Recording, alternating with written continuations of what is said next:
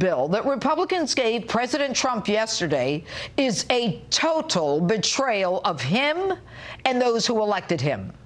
It was as though they left him without arms to swim in a sea of sharks, risking our health and safety. Now, I told you a long time ago that the establishment was anti-Trump. Remember how panicked they were when it looked like he would actually win the nomination?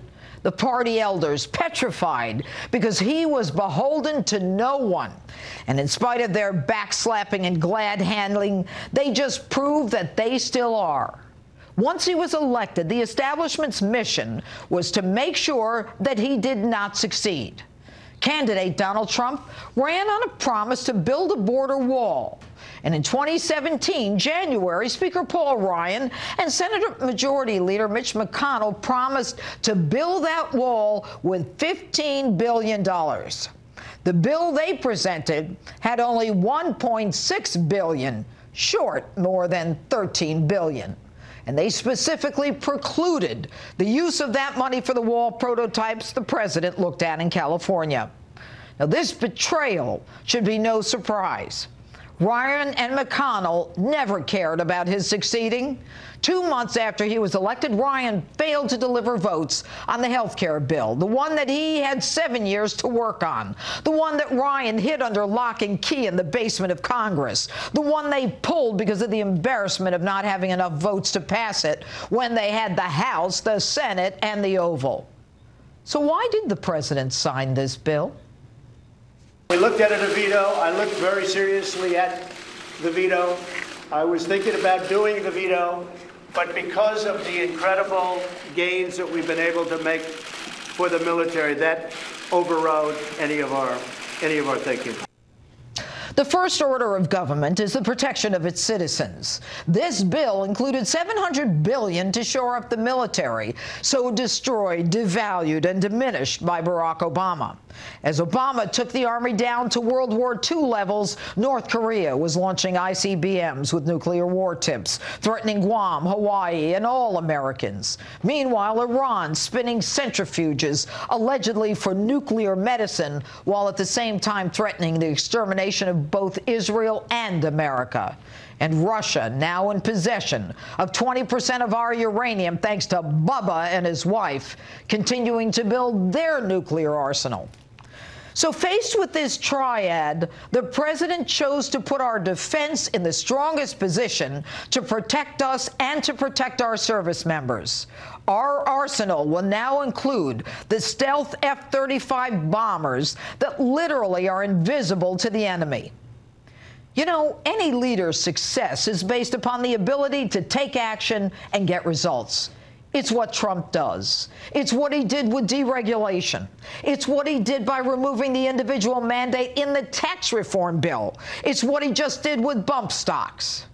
These guys funded the sanctuary cities, the ones that protect illegal criminals, risking the life and safety of American citizens like Kate Steinle. Sanctuary cities where federal and local law enforcement are pitted against each other. And they funded Planned Parenthood that performs more than 300,000 abortions a year at a cost of $500 million a year. Congress prefers rogue cities where illegal criminals are protected and Americans at risk. Congress prefers no border wall so illegals can cross, bringing poisonous drugs that take the lives of over 1,000 Americans a week. That's what I said, 1,000 Americans a week. And while we pay for border walls for those in Tunisia and Libya, Americans will suffer a plague of drug overdoses from illegal drugs that come into this country from Mexico. 90% of the heroin used in this country comes through the southern border. And although we are only 5% of the world's population, we use 80% of its opioids, with a potency 50 times that of heroin and 100 times that of morphine.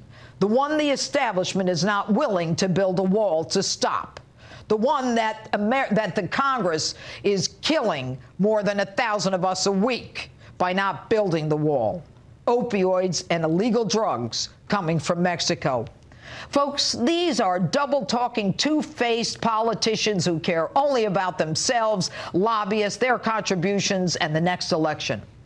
So here we are, Democrats crowing that they funded sanctuary cities, Planned Parenthood, and only $1.6 billion for a see-through wall while they kept out DACA, which the president was willing to give them so that Democrats can use it against him in the upcoming election. Folks, I want to be real clear. This is not on President Trump. This is on the leadership of the Republican Party, the very people this president should be able to count on. In truth, the president is surrounded by inept, incompetent warriors, and this bill is a reflection of just that, total betrayal by the Senate and House leadership. How dare these Republicans play politics with our lives and the lives of our children with all this namby-pamby nonsense about their security border. The president and the people who voted for him have been betrayed by Speaker Paul Ryan and Leader Mitch McConnell. And the people in Kentucky and Wisconsin need to make sure that these guys are defeated in the next election so this president can carry on the agenda that we elected him to do. And that's my open. Tell me what you think on my Facebook page and Twitter and at Instagram, #JudgeJeanine. All right. Here with reaction to the rallies across the country today.